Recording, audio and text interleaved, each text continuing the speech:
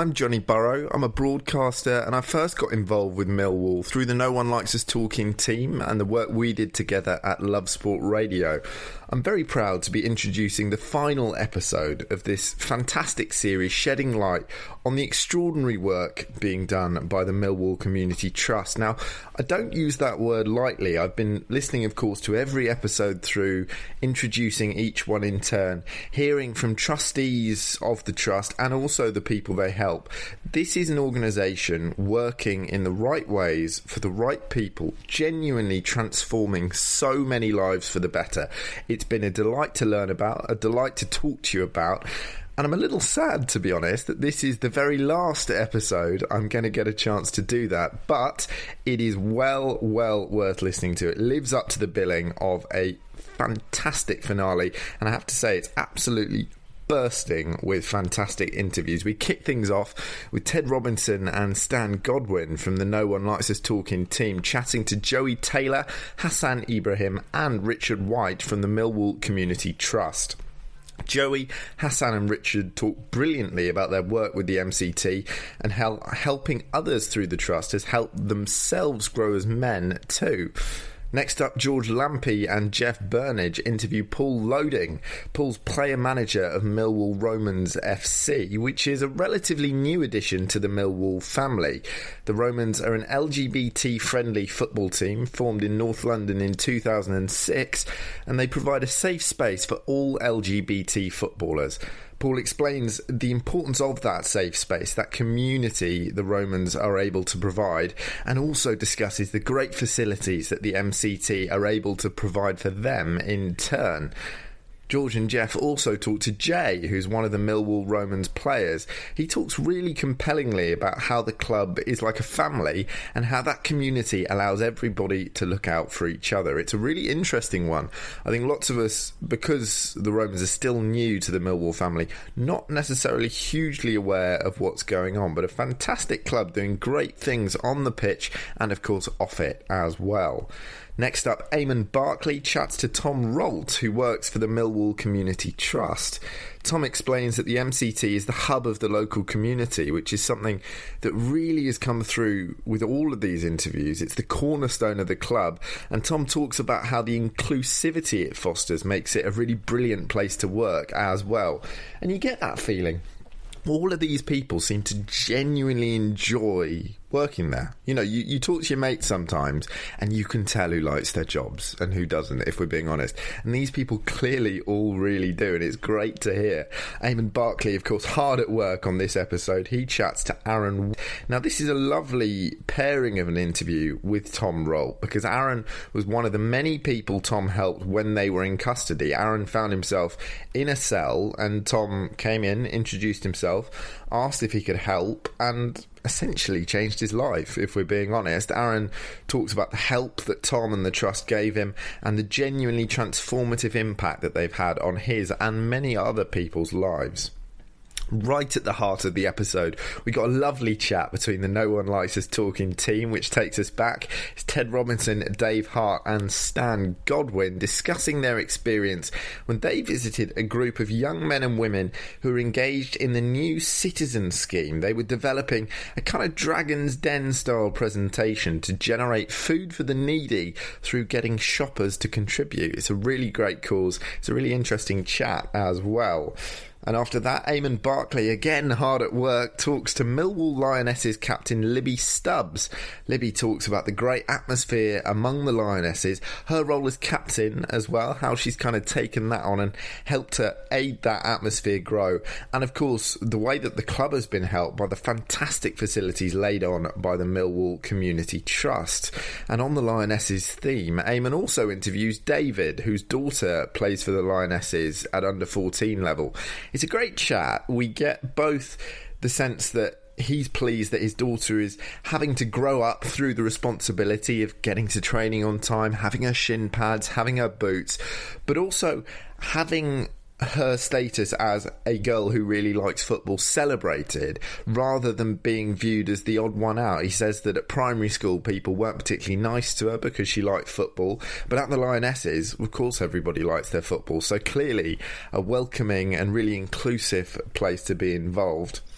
And then we get more reflection from the No One Likes Us Talking team. Eamonn and Dave Hart reflecting on their experiences working with the Trust and interviewing the employees and the people it helps, and really dwelling on the fact that even they, as people who know as much about Millwall as anybody, weren't necessarily fully aware of everything the Trust gets up to, because it is so impressive and so wide-ranging. And hopefully everyone who's listened to this, like me, has a little more knowledge of that now and is a little more impressed. And last but certainly not least, we hear from the main man who has the closing word rightly on the entire series. Sean Daly is the CEO of the Millwall Community Trust. He's a great guy doing fantastic work, and he explains even more about the incredible things that the Trust continues to do, as well as securing a lucrative sponsorship deal with Husky Chocolate, the first in the MCT's history. The Trust is absolutely central to the local community, and with the passion and support it has behind the scenes, I have no doubt that it will continue to change lives for the better for many years to come.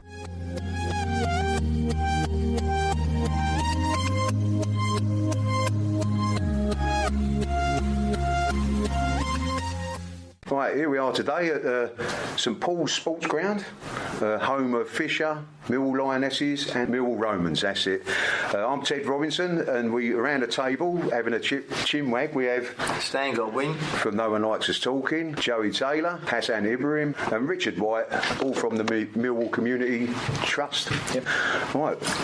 Yeah, lads, how long have you been involved in all this, all three of you? What's the sort of, would it all have amount to about 10 years or, you know, in total, or what? So me personally, Richard White, I'm the Community Development Manager at Millwall Community Trust, and I've coming up to my 20th year. So I started off as a casual coach.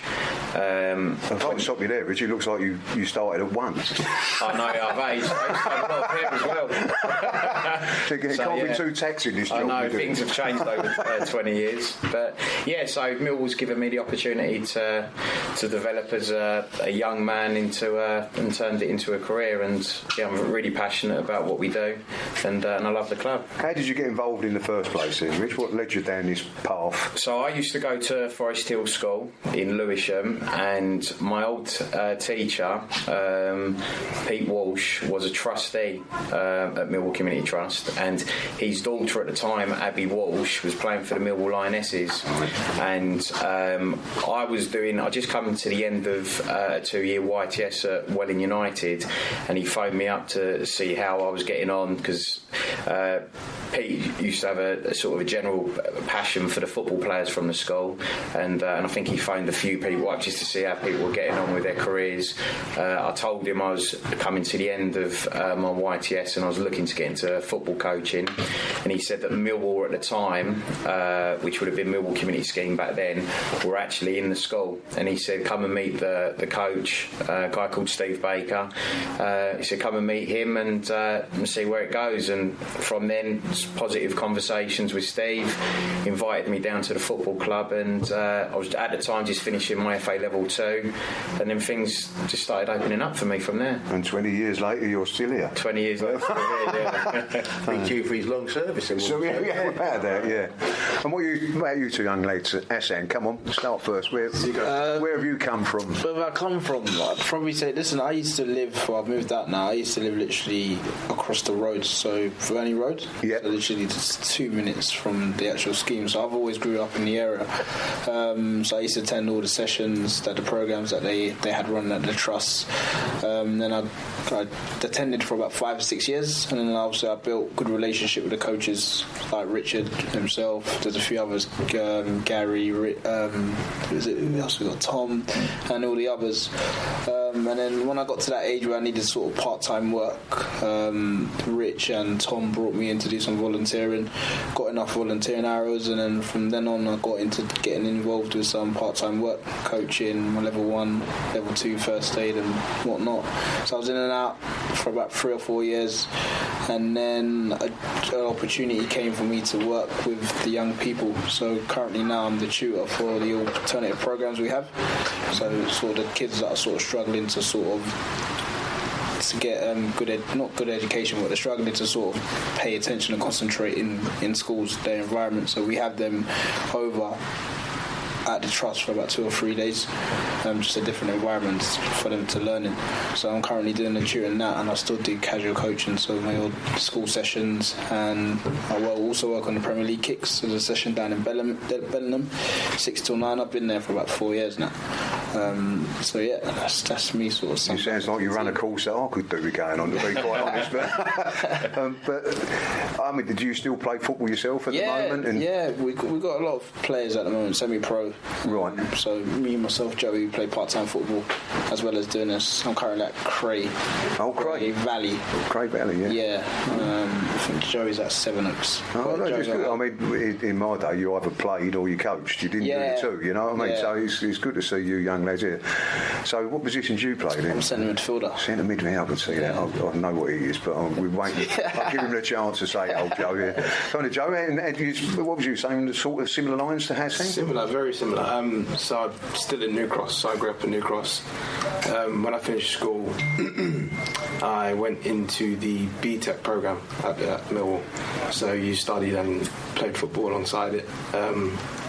Did my coaching badges through that as well, so level 1, and then ended up getting some work and just kind of stuck at it really. I'm doing schools coaching, and I also help Hass with the AP, so I help tutors as well, as long as practical. Did you always think to yourself that's what I wanted my career to be, in a sense, like sort of working career? No, not really. I mean, probably the same as you. You probably wanted to pursue football as high as possible.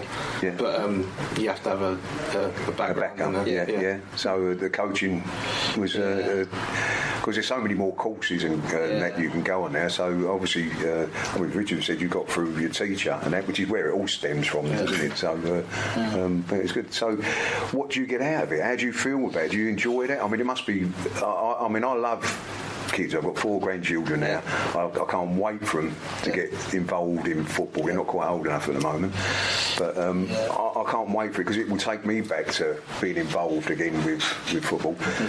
But when you see the kids out there and you see them grow as people, that must be what it's all about. Yeah, it is. To be honest, I'll be totally honest, it's only until about, I'm 26 now, so it's only No, you ain't. Yeah. There's something going on in this place. Do I look 40 now, Sam? They've got the secret to be told. So it's only about 4, probably, to be honest, 4 or 5 years where I've really sort of started to understand my job and the roles and responsibilities I have. So, like, because now when we're coaching or we're teaching or whatever it is, I just see myself through the children or the young people we're working as, because obviously we were once their age, and I've gone through the same sort of programs and the sessions they're doing. So the times that you have with them is quite special, and the information that you can pass over is vital. It's got nothing to do with football. It could just be basic manners or just basic people skills. So I think taking responsibility in the time that you have with them is massive at the moment, because now kids are just way off it with just the tablets and the small things, and if you can give them information from early, it's better for their development, and that's in all walks of life. So, and what about you, Joe? No, it's very similar. I mean, I think Rich actually came into my school when I was in primary school, Kenda, ages ago. So it's Did I have long hair? No, it's a weird journey, but it's like Has said, if you can see yourself in those kids' shoes, that you can kind of pass on better information when you're a bit grown up. I'm interested about this coaching business, and the reason I'm asking it is, or mentioning it, is because, as you know, over the months there's this ongoing debate about how football's played, about kids playing the ball out or people playing the ball out from the back rather than like the Allardyce approach, route 1 and all the rest of it. Now, one of my grandsons, he plays football, and because their manager encourages them to play the ball out from the back, right? Which I don't. Now, do you, when you're doing your coaching, I mean, because it's in this country, it's a relatively new thing, isn't it, to play the ball out from the back and all the rest of it. If do you do that, and do these kids pick it up quick? I think it depends on the groups that we're working with. So if you're talking about like our summer camps and when we go into schools, that's very more sort of tactical based. Yeah. So that type of work is more with our sort of post-16 programs. Mm-hmm. So it's not across all of our other sessions. So a lot of our general sessions, we're sort of talking about developing players in terms of like their technique and rather than their actual sort of how we want to sort of play an 11-a-side match, if you like, playing out from the back. So it comes at a later age, not to what we're doing sort of on an everyday thing. So your coaching is more about the individual and what sort of touch he can have, or that sort of thing. Exactly. At a young age. Yeah. I'm interested in what Stan was saying. So you get the young boys and you want them to develop their skills basically first. When does it start to come into like a team ethic, if you know what I mean? I've always been of the opinion that young lads should just go out and enjoy playing football, not have too much thrown in them, get them to enjoy what they're doing first, and then at a later age when they're beginning to develop into like secondary school, then start picking them up a little bit about that. Is that still the sort of same philosophy? I mean, it seemed to be when I was younger. Because we run so many different programs, we've got some we have a lot of turn up and play sessions. Right. So it's for what you're talking about. It's very difficult to. You might not see kids every single week because they turn up and play. Obviously, for local teams, then they've got an opportunity because they play on a weekend. That's what they're sort of gearing up towards, is in terms of positional sense and how they want to set up and play for their matches. A lot of our programs that we run, we're talking about developing a young player. So we don't really go that deep into.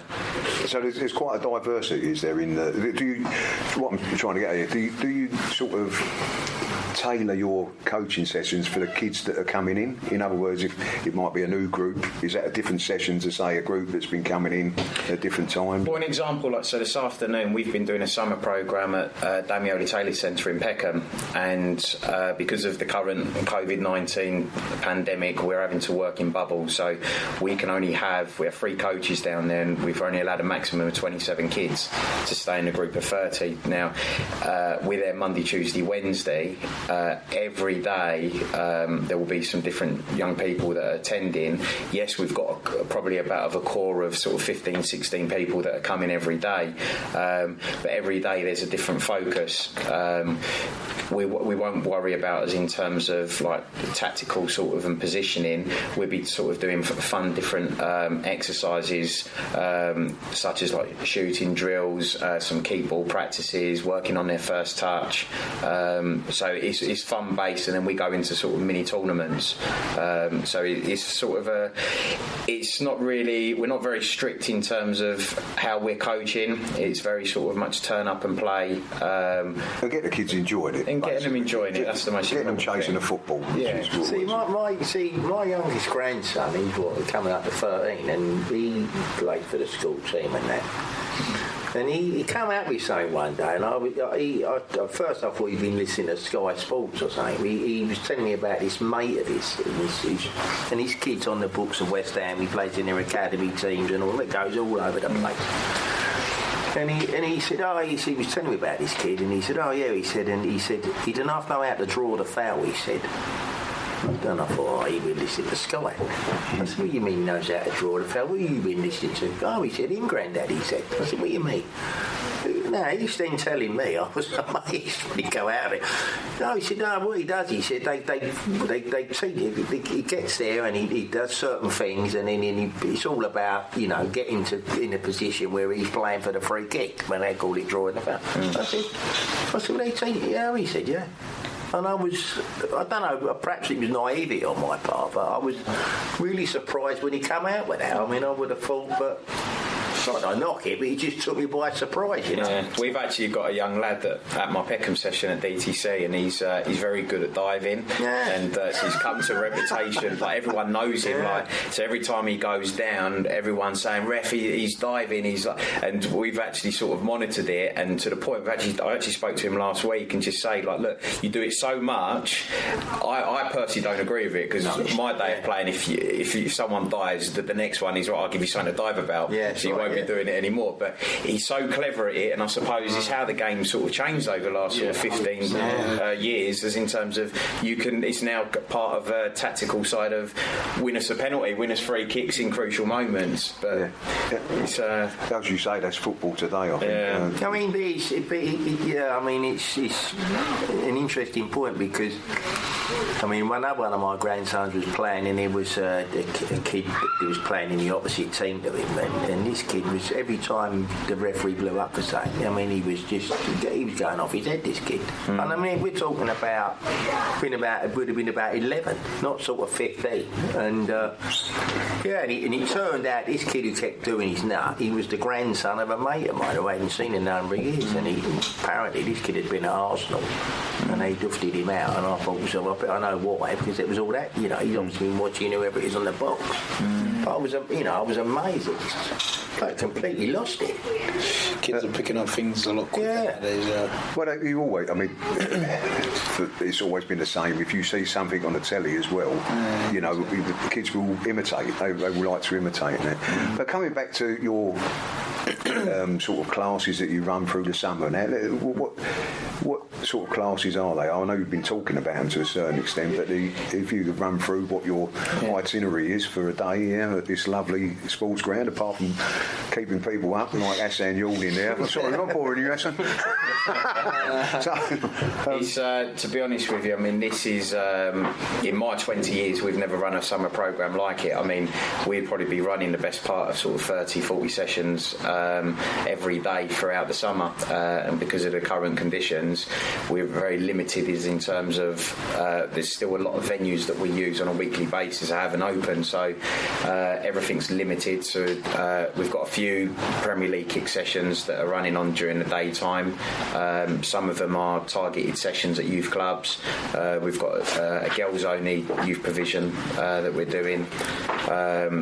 Here today, for example, we've got our Summer of Fun summer camp, which is done in blocks of 2 hours. So normally it would be sort of like an all-day course from sort of 9 till 3, but because of restrictions that were in place a few weeks ago, you're only allowed to have them for a certain period of time. So it's like I do a weekly older people programme called Walking Sports, and we work with like local partners with people that got dementia, and at the moment for probably the best part of 5 months it's literally weekly calls just to see how they're getting on, because we can't sort of meet face to face and have a little get together. So I don't even think I could walk now, but anyway. But how much do you allow these boys, I mean the coaches, and every coach is individual, do they have to stick to a coaching plan that you have from them, or are they allowed to put little bits in? How much licence do you get? Because I don't think these two are controllable by looking at them. I think they have their own sort of thoughts on things. So we'll have coaching syllabuses that we share to the coaches in ideas, and some programmes are different. So if it's a soccer school, there may be a theme on different days. But I think that, I suppose one of the things about when you have your coaching badges, you don't necessarily always want to be told how to coach. I think that's the especially if you look at like Joey and Hass, they've got experience of playing football as well, and they bring their own ideas to the game. So they have a sort of framework to work in. And I think what's refreshing is there's different young people that are coming to our sessions, and they're like Joey and Hass in their own different ways,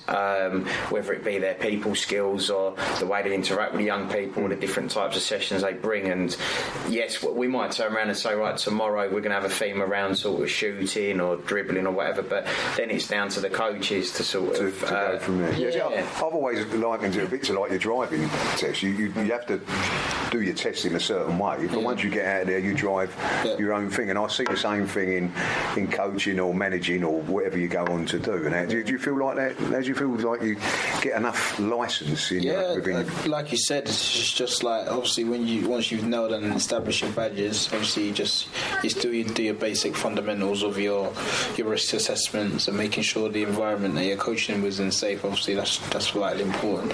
And then you just, as long as it's got structure to it and you're doing everything within a safer environment, then it's up to you. Whatever sessions we want to put out, it could be fun games or whatever.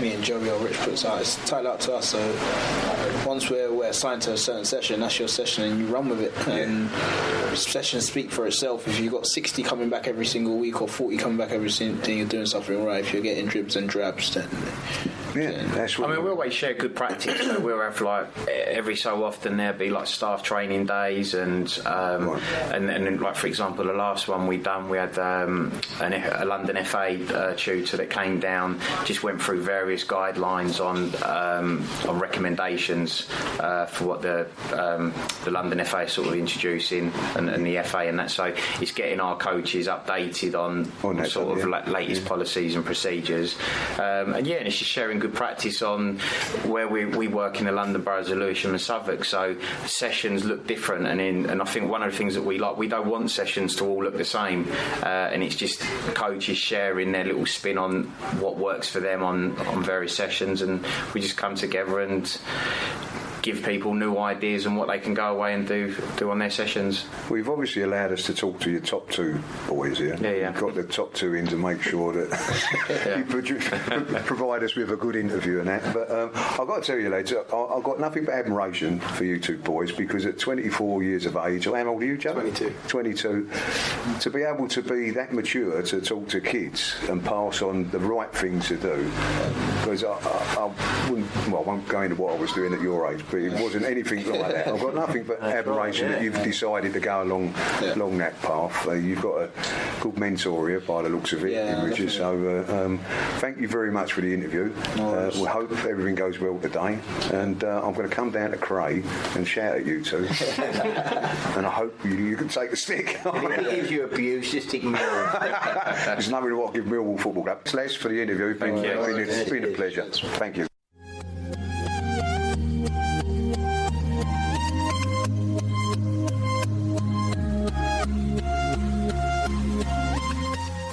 Hello, I'm George Lampe with Jeff Burnage, and we're talking to Paul Loding, who is the player manager of the Millwall Romans FC. Hello. Hello, Paul. Welcome to our little session here. Thank you very much for having me. I'll be perfectly honest, I don't know much about the Romans at all. I think you are a new addition to the Millwall Community Trust, are you? We are. Maybe you could sort of tell me and Jeff a little bit about what's going on. No problem. So we formed back in 2006 in North London.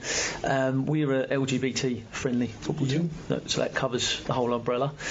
We covered mainly North London, and we're there generally to provide a safe space for LGBT footballers to come along. They can be involved in training, be involved in socials, and be involved in games. It's just providing a safe and comfortable environment for players. Oh, well, this sounds great. And I mean, did the Community Trust here come to you and offer you the opportunity to join them? They did indeed, yes. We wrote an article for the London FA in about October, November last year, and Sean contacted us based on him asking the London FA. They recommended us. I came down to meet Sean in January for our first initial chat. Very, very impressive gentleman, as you well know. Great guy. Yeah, he is indeed, yes. And the trust, what the Community Trust does, again, is excellent. And we just got on straight away. And he offered us what we have now, which is forming under the Millwall family, the Millwall umbrella. Yeah. And again, offering all these facilities. Which is, I mean, we've been here all day today, and I'm just blown away by it. It's absolutely amazing. It's such a nice location anyway. Great facilities. The fact that we can come here and train, it doesn't cost us anything. We can play our matches here. Sean said he's providing referees for us, which it brings down the cost. It just allows us to bring it out to a bit more of a wider audience. And your people all came en masse, you know, like they were all happy to come under everybody. All of our players. We have about, at the moment we've got about 37, I think 38 on our books. So you've got quite a big selection. Quite a big selection. We've got quite a big squad, and everybody was over the moon with the offer that they gave us. So do you play in a competitive league, Paul, or tell us a bit more about that? We do. We play in the London Unity League. That's the LUL, which is prominently London based.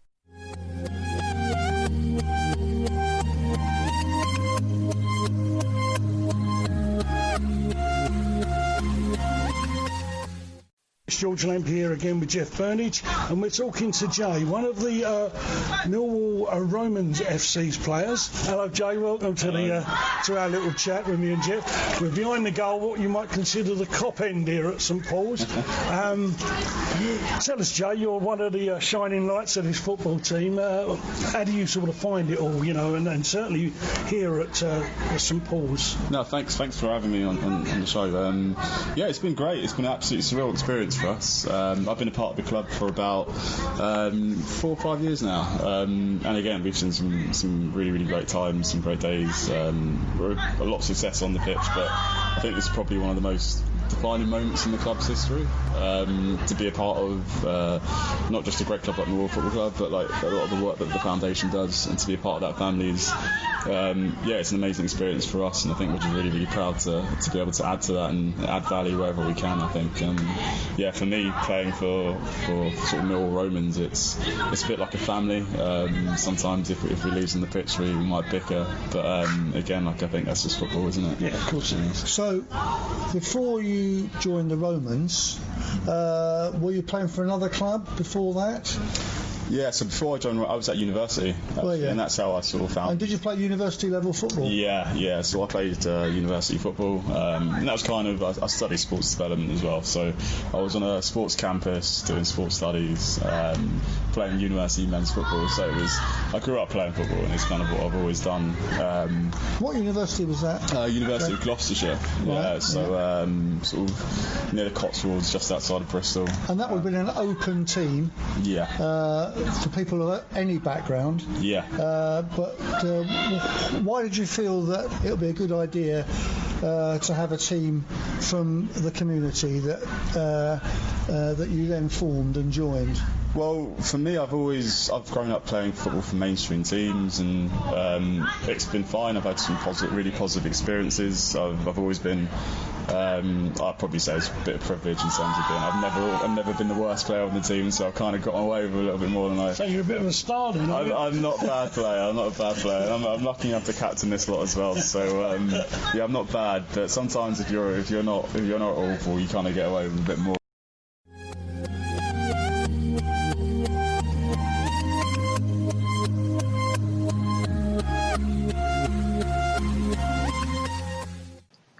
Hi, I'm Eamonn Barclay from the Millwall No One Likes Us Talking team, and I'm here today talking to Tom Rolt, who works for the Millwall Community Trust.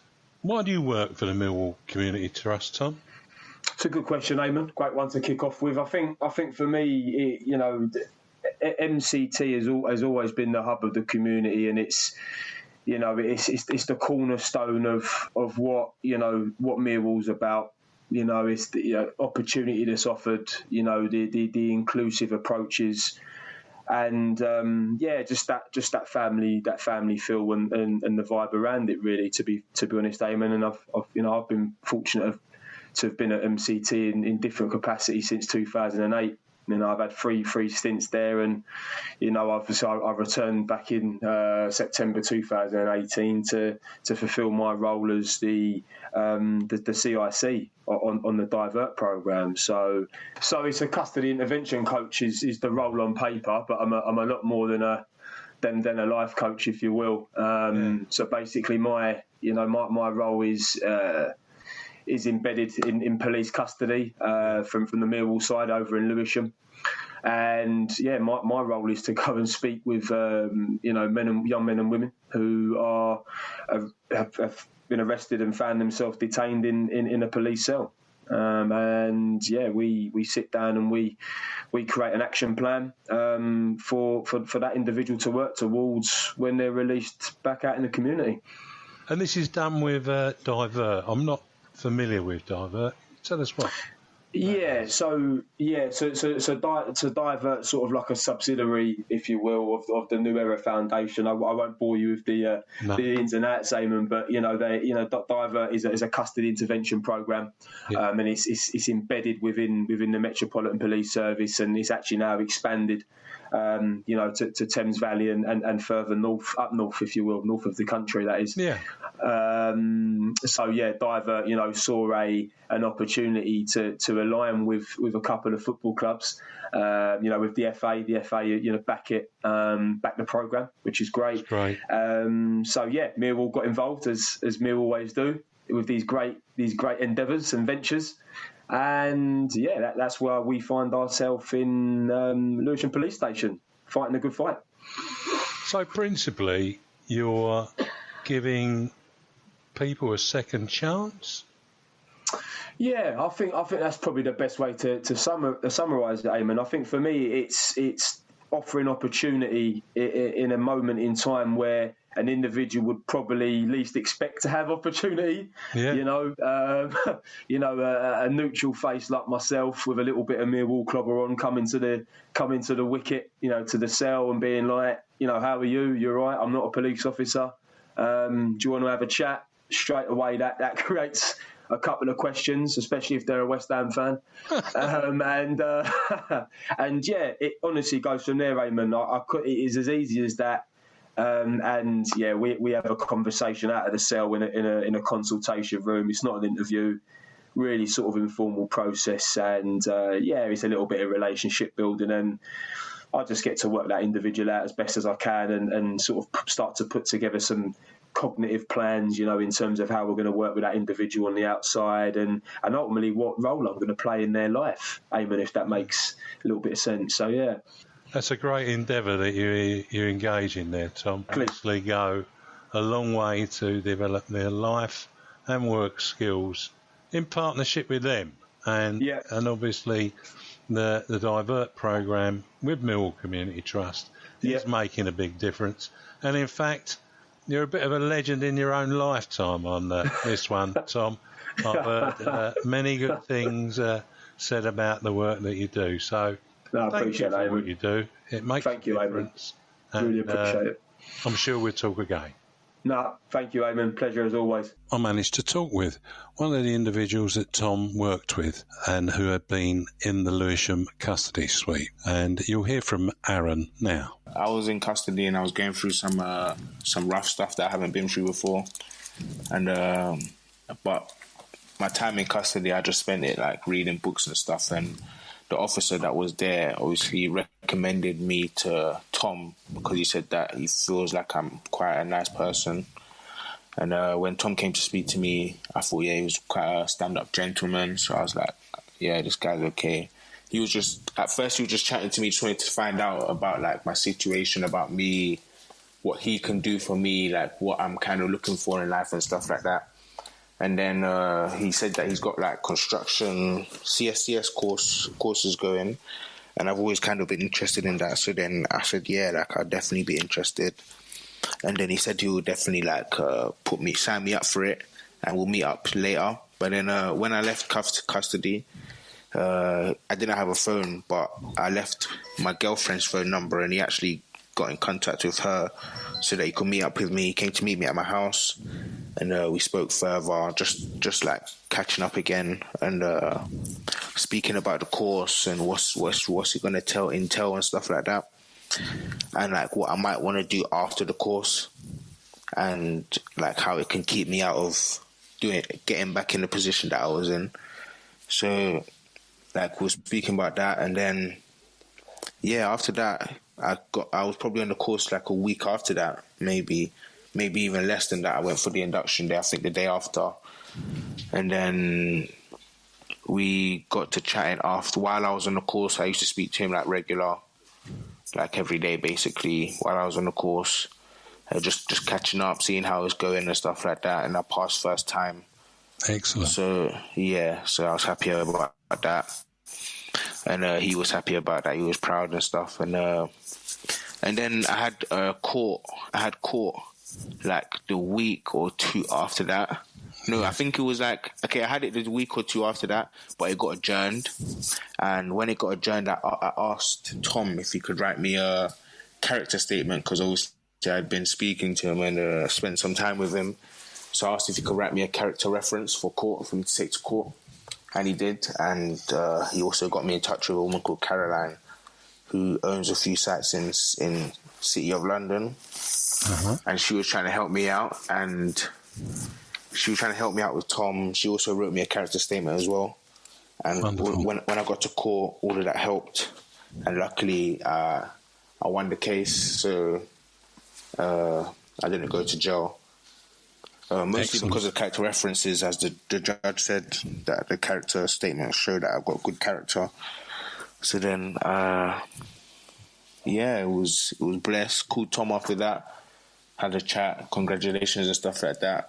Linked up after that as well, just to speak, because my card hadn't come, but because now we knew I wasn't going jail at all, it was like, what's happening now? Yeah. We started speaking about apprenticeships, me, him and Caroline and stuff like that. Started speaking about apprenticeships and what I could go into in terms of labouring. And after that, my card arrived, I think the day after that, at the skills centre, so I went to pick it up, and the apprenticeship wasn't ready. And that was like last week. So the apprenticeship wasn't ready. So this week I've actually just jumped on site until the apprenticeship is ready. Great. So that really saw Tom help you along the way, and Caroline too. That's fantastic, Aaron. Yeah. And it seems like you've got a bit of good direction, and you've got that chance, and I think that's what Tom always strives to do with whoever he comes into contact with. Well, that's really kind of you to share that experience with us, and we wish you all the best for the future, and thank you. Be successful. Aaron mentioned Caroline in his conversation. Caroline is Construction Careers Outreach and Brokerage Advisor, and she has helped with Tom and other people that he's engaged with from the custody suite in helping them to get into a job and get a different way of going about their life. So you can see that Tom's job is not just about trying to convince one person. It's about getting others around him to help those people, and they make a difference.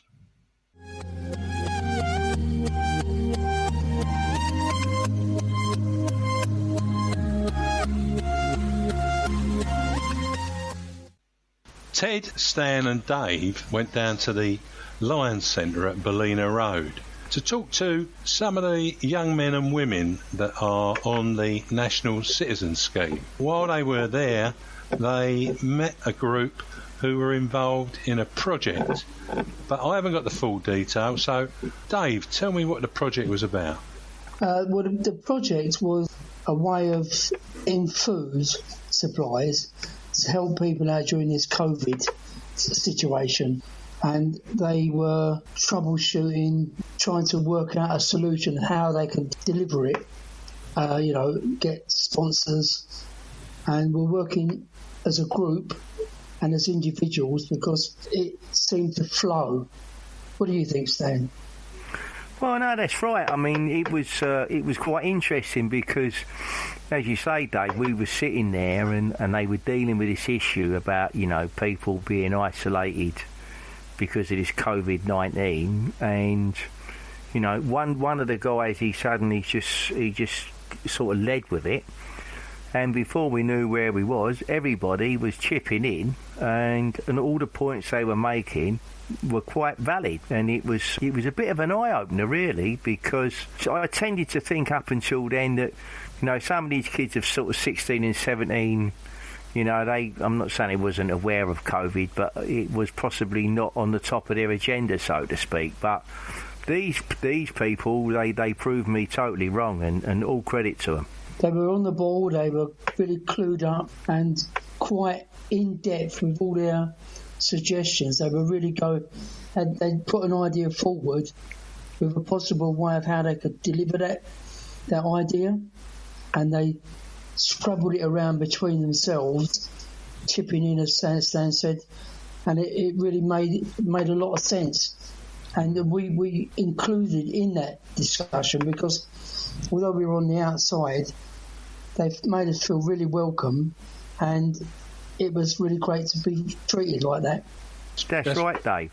I mean, the thing that struck me was their natural enthusiasm. I mean, it was boundless. I mean, you know, you sit there and you think to yourself, well, if he'd have turned around and said to them, right, off you go, they'd have been out the centre and off, like, you know. I think they were developing the working as a team and being an individual in that team.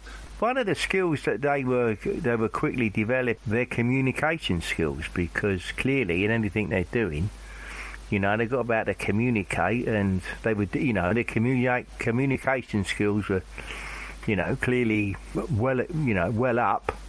And because, you know, again with this sort of natural enthusiasm, perhaps it just sounded that much easier. But there we go. No, it was all right.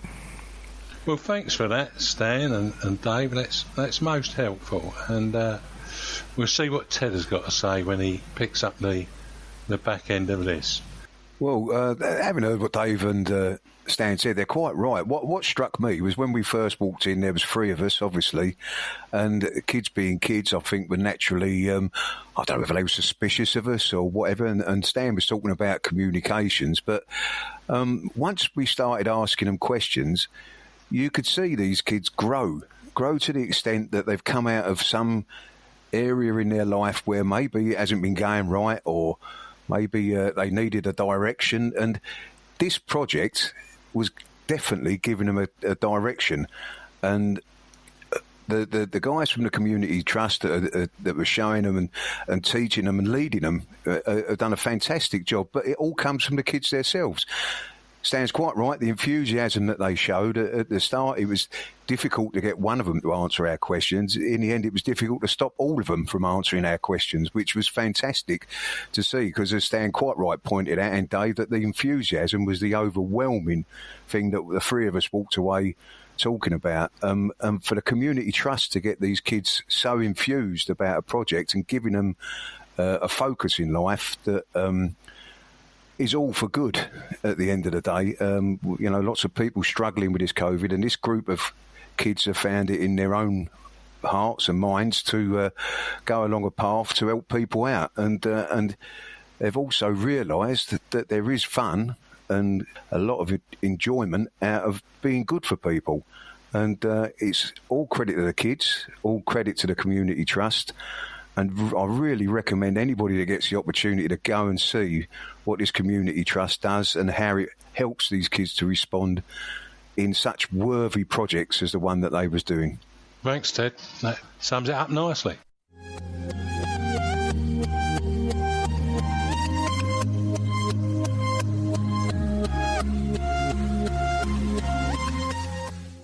I'm Eamonn Barclay, and I'm talking to Millwall Lionesses captain, Libby Stubbs. Libby, tell us, how long you've been with the Lionesses?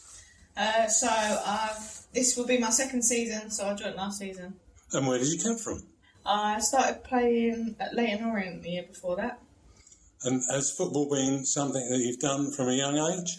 Yeah, so I started playing when I was 5 with a boys' team, so I've played ever since. And you ain't stopped? No, I've not. And you don't want to stop? I don't ever want to stop. Well, that's good, isn't it? How about the captain's role? Yeah, I mean, it's great to be captain. There's a lot of responsibility, a lot of geeing up the girls, but I think I've enjoyed it. I've really enjoyed it. So that's really good. And, of course, the Lionesses come under the overarching arrangements of the Millwall Community Trust. And, of course, you've got these facilities here that are managed by them.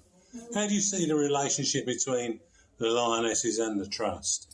Yeah, I think the relationship between the club and the Trust is, the support we get from them is unlike no other, really. We get everything we possibly need. Obviously, we've got this great facility. We've got the support of the committee behind us as well. So, yeah, it's a great relationship. So if I was to say to you, what do you see in the future, a bit of blue sky thinking, what would you sort of say you see yourself, the team, doing? So obviously we want to push for promotion. We want to get higher up the tiers as a team, and that's pretty much the goal. So in the next 2 to 4 years, hopefully see us in National League, pushing for promotion in there. And that's where we want to be. Exactly. Thanks, Libby. That's great. Wasn't painful, was it? No. You're all right. Cheers, mate. Cheers.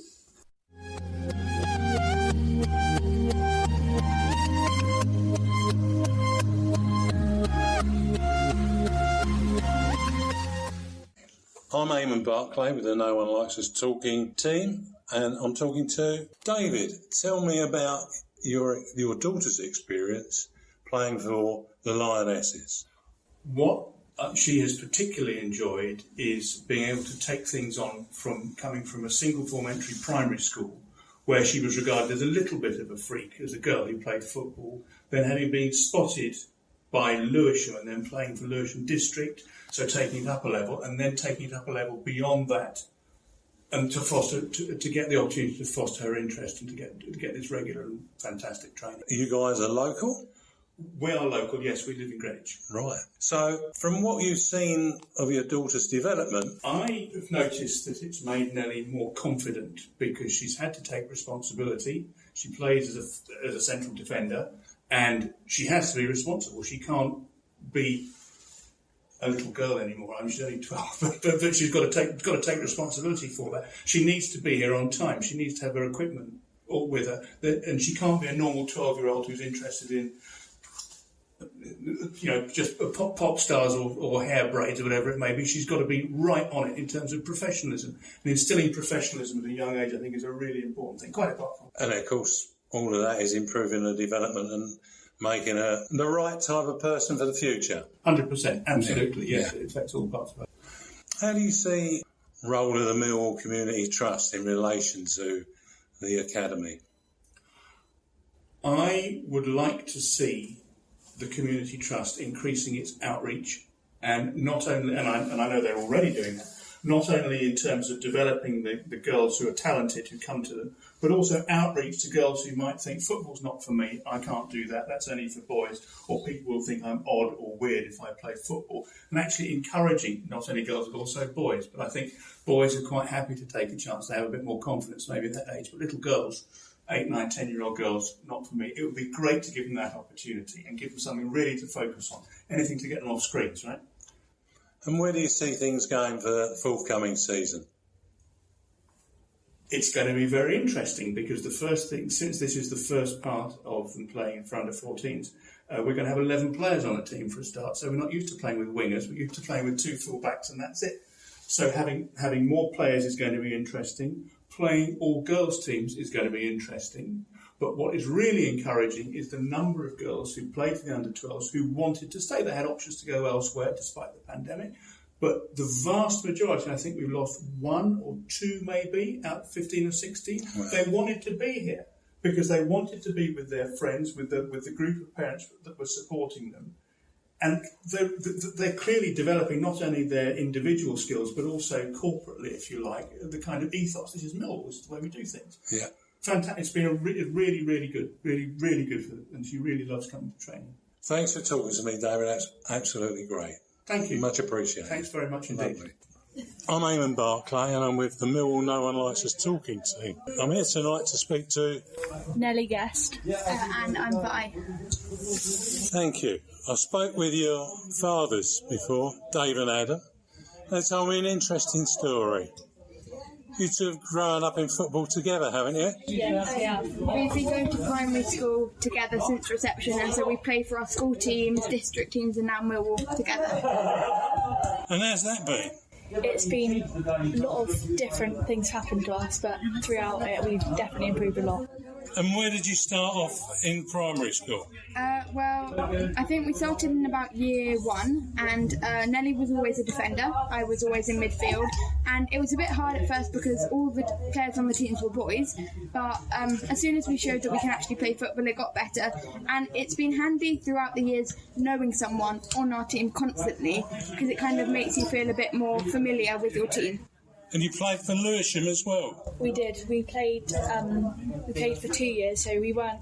There was the older years that were meant to be in it, and we were kind of the youngest. So at the start, we weren't really used that much. We were played, but we were mostly subs. But then the second year, we got used more, and we were leaders of the team, and everyone knew us, and we were Fantastic.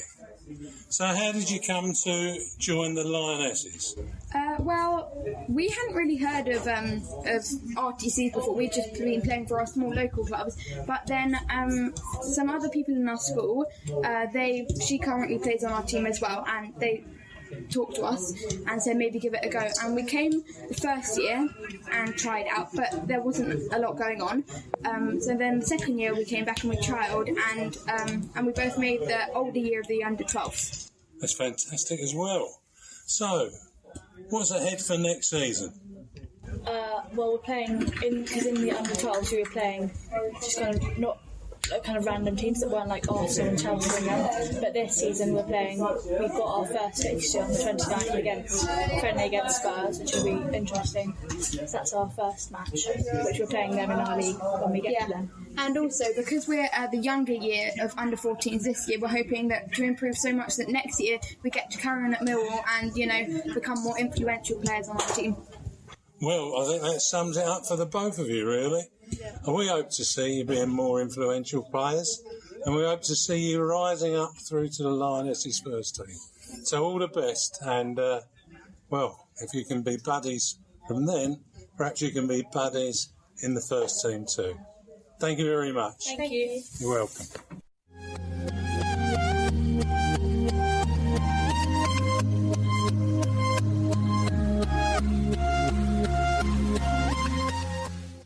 Dave, Hart and I, we paired up together for the day with the Millwall Community Trust at St Paul's Sports Ground in Salter Road there.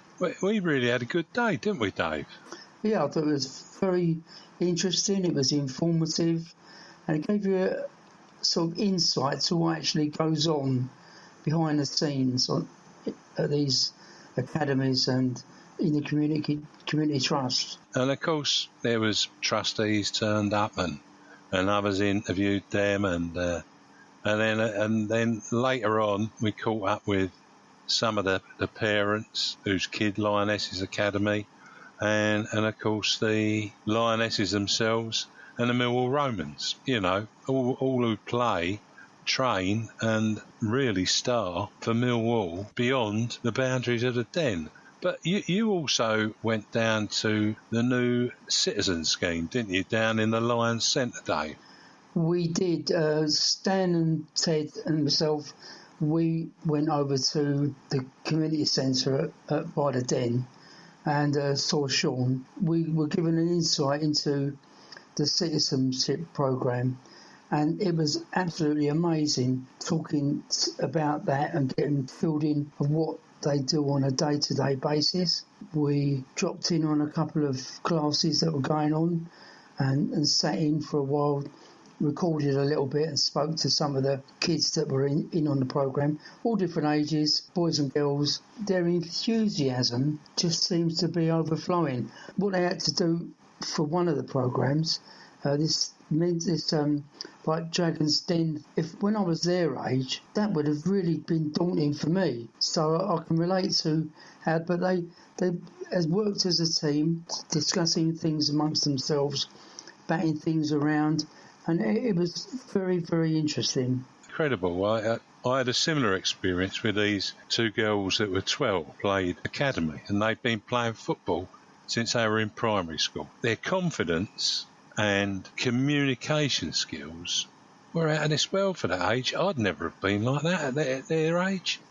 I know, it's quite impressive. It's impressive. It is impressive. I think someone says education at some stage. Yeah. But it was impressive to, well, beyond belief. And certainly, as I've seen Stan tweet, life is an opportunity. And I've seen him say that before. And so many of those youngsters have taken that opportunity. It's getting late, Dave, now. I mean, we'll just leave old Jeff to continue watching the Lionesses. He's one of their biggest fans, I think. And we'll make our way home. But it's been a great day, and I feel exhilarated but tired as well. Well, I think one of the things that also came out today, when we were speaking to Sean on the AstroTurf, which the away teams use as a dressing room or match day at the Den, he was very enthusiastic about the moves on the Millwall Museum. All right.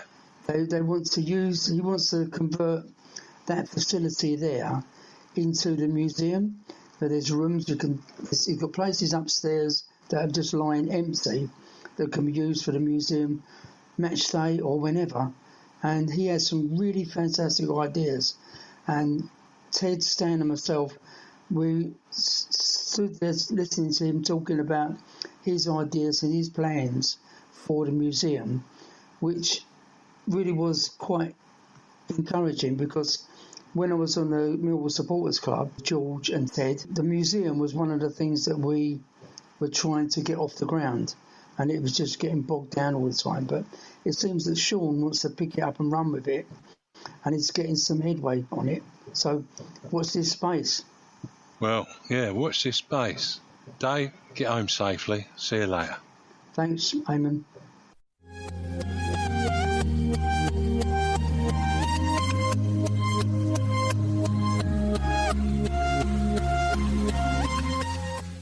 The Millwall Community Trust has featured in a Millwall No One Likes Us Talking 5-part series that commenced 4 weeks ago. This has been a well-received series, and many people have been quite unaware of what the Trust actually does, or not recognising the width of what they do. Once again, it's wonderful to say hello to that man is Sean Daly. Sean, you there? I am. Good evening, everyone. Hello. Evening, Sean. Evening, Sean. Good evening. Well, it's great to hear you back again. And it is tough times ahead, but as recent history shows over a 4-year period, there are some impressive stats, delivering 30,000 sessions to the community, saving the public purse $13.77 million. These are figures from an independent organisation. 130 schools receiving both education and physical activities. And I could go on with supporting disabled adults and children, people who struggle at schools, the elderly, etc., etc., etc. But there's one landmark, and that was where you secured the first ever sponsorship with a 5-year deal with Husky. How did you get that deal with Husky through the door, Sean? Well, I was talking to the commercial manager, Stuart Locke, at the club, really about trying to bring in unrestricted funding for the trust.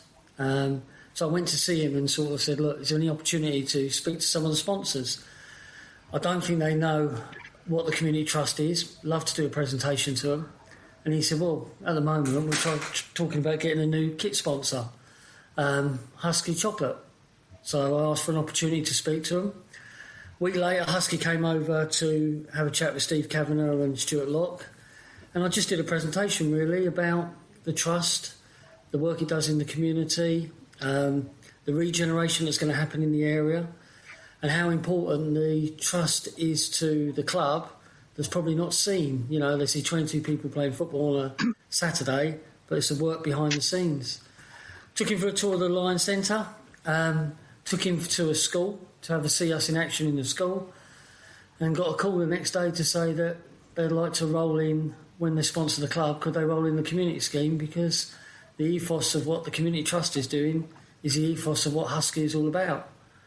And then, lucky enough, got the deal for 5 years.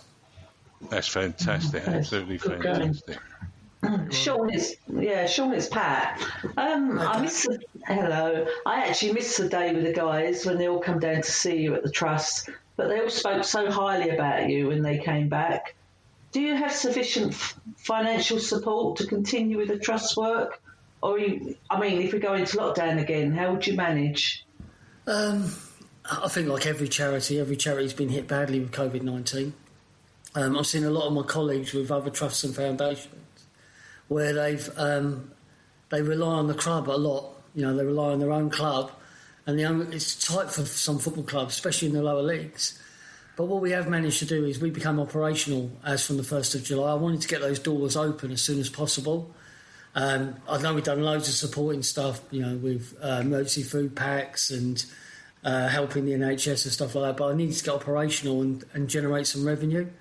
So really, as from the 1st of July, we opened our doors up, tried to get as much as we could get going, got back into schools. I'm not in a bad situation, I think, financially. I want to try not to lean onto the club. You know, the club have got their own issues. You know, it's tight for them. But it's managing budgets, really. I've got to manage it for the next couple of months, hopefully, get through that. and then hopefully we'll be cleared just around Christmas and we're going. But hopefully there will be no lockdown. But I just think it's managing the budgets.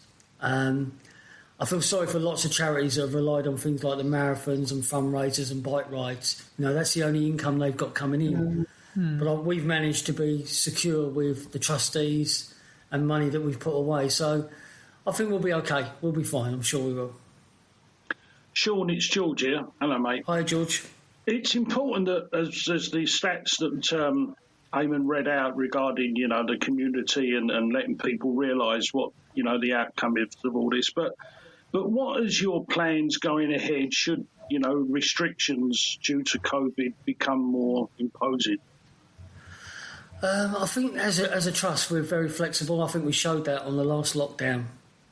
We changed the way that we supported the community, where boys and girls worked at food banks, deliveries, NHS work, using the Lion Centre as a resource place for the NHS and for homeless charities.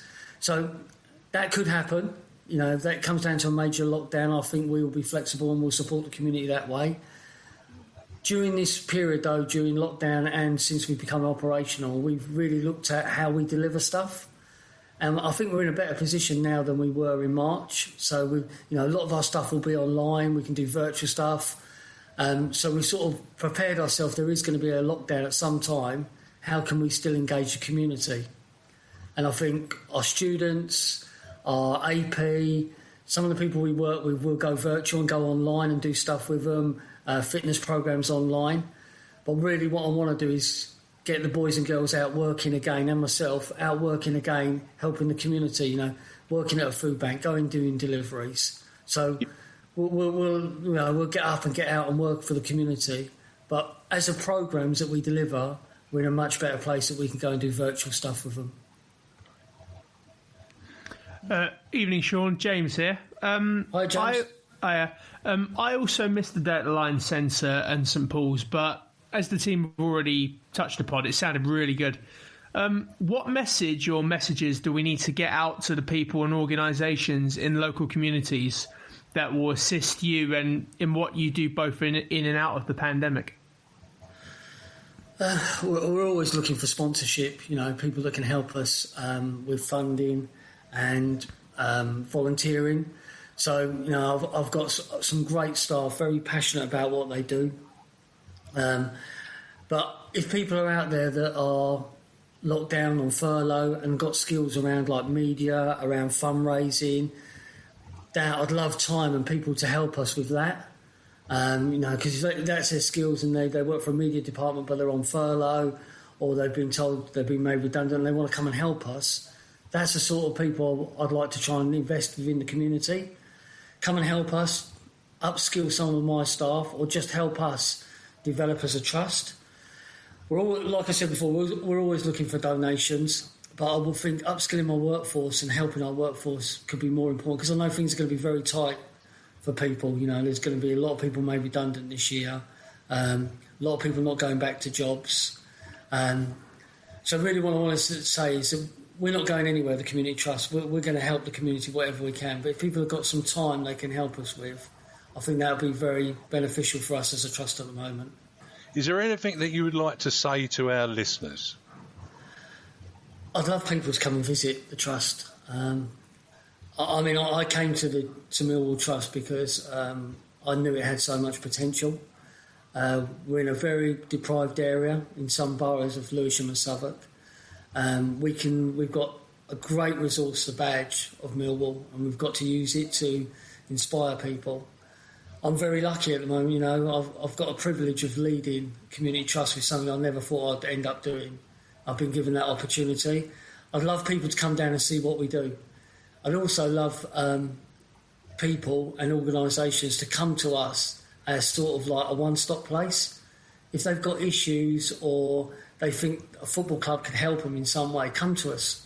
We'll never close the door on anyone. We'll see if we can support anybody in any way. That's really it. I'd love people to come and see what we do. Like every football club does what we do. I just think we're very special at the moment. We're a little club, Millwall, which people don't know about the work the Trust does. Things like Divert. there's only 2 or 3 of them in the whole country that we impact on the community. So that really, I think we've got great coverage from yourself, and I appreciate for all of that. But I'd love people to come down and come and see us. Come and see us to see what we do. And then I think they'll be quite surprised. Yeah. So come on down. That's the bit. I think the key, Sean, is I always remember someone saying football is part of the solution. And in this case, the Millwall Community Trust, as good friend Stan Godwin says, you're jewelling the crown of Millwall Football Club in making that reality. Yeah, we're going to be with you. Thanks for joining us, and good night, mate. Thank you very much. Good night, everybody. See you later, Sean. Take care. Bye. Good night.